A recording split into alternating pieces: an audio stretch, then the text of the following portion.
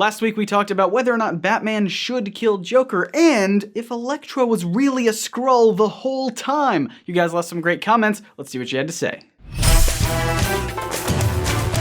On the Joker video, Aaron Griffin points out that in Earth 51, Batman really does kill Joker after he loses his temper from Joker killing Jason Todd, and this sets off a whole chain of events that eventually leads the Earth to have a golden age of humanity. And then, of course, if you compare this to the Injustice comics, where Joker's death is the inciting incident of the entire series, it's really interesting to me to think of how Joker is so intertwined and vital to every Earth that he's a part of, that his life and death are so pivotal. There's so many consequences from them. So yeah, I mean, I guess that's how you know you got a good character on your hands. JB brings up a point that I had a really hard time verbalizing, and I almost put in the episode, but I didn't. And it's this idea that Batman not killing Joker because he wants to keep his own conscience clean, or what have you, seems very selfish in a way, because he's basically saying that his life is more important than the life of all of the people that Joker has killed and will kill. And Jay says that as a hero, Batman should take that burden. Yeah, killing Joker might be, horrible. It might be tormenting. It's something that he'll regret for the rest of his life, but if it saves other people, isn't that something that a hero should do? And if you're worried about it just tormenting yourself, that seems very selfish, considering all of the people that Joker has tormented already. And this is part of the reason why I didn't want to include it in the video, is because it feels more like an attack on Batman. But I do see a counterpoint here, right? So if Batman might argue that by having the weight of Joker's death on his shoulders, that could inhibit him from performing his Batman duties as well as he could otherwise, and therefore you could argue that maybe keeping Joker alive keeps Batman in tip-top Batmaning shape, whereas if Batman were to kill him, then he would perform his duties more poorly, and thus would, he would be sacrificing the safety of others if he did kill Joker. It depends on which one you put more weight in, I suppose.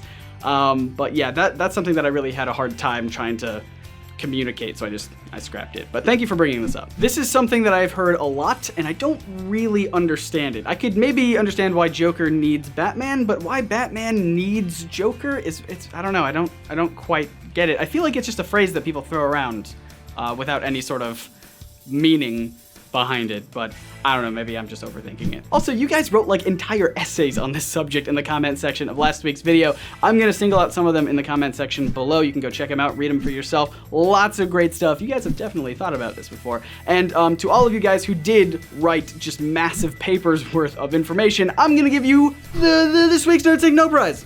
That's right, you got it.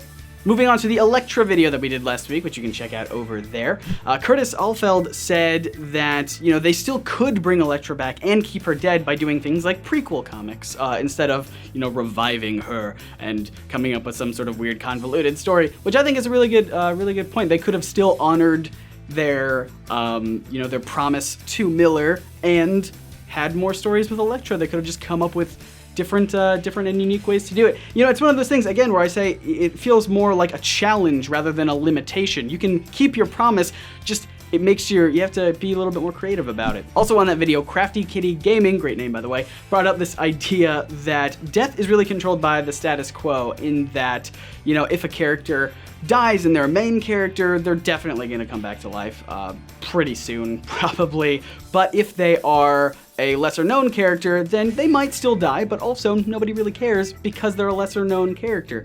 So yeah, I don't know. It's challenging because you have to balance the status quo of we obviously can't kill this character that everybody loves, but we gotta shake it up. We gotta have some stakes on the table, and I think that struggle between those two creates just a really faulty kind of inner logic inside the comic book world. And this is something that Eric Larson brought up in his article that he wrote about why he wanted to turn Elektra into a Skrull, is because he believed, creator-owned comics are always beneficial because you have somebody who knows all of the characters and all of the interactions and the ramifications of every single event, and through that you can create a consistent and coherent internal logic to the entire universe.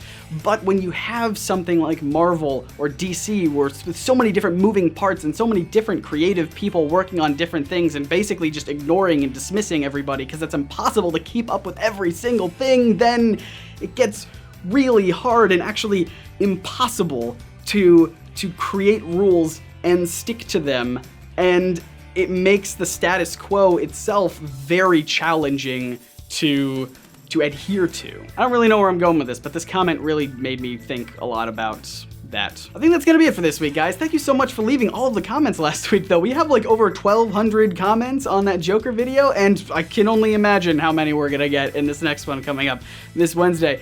Speaking of which, if you didn't check out that Joker video, you can do so by clicking right here. It's about whether or not Batman should kill Joker and all of like the philosophical, ethical debates behind that. Super interesting stuff. And also you can check out this video right here about Elektra and the story behind how she was almost secretly revealed to be a Skrull this entire time. And if this is your first time hanging out with us here at NerdSync, make sure you hit that big sexy subscribe button so you don't miss out on all of the new videos we have for you 3 times a week, every Monday, Wednesday, and Friday, all about the history, science, philosophy, and art behind your favorite comic book superheroes. My name is Scott, reminding you to read between the panels and grow smarter through comics. See ya.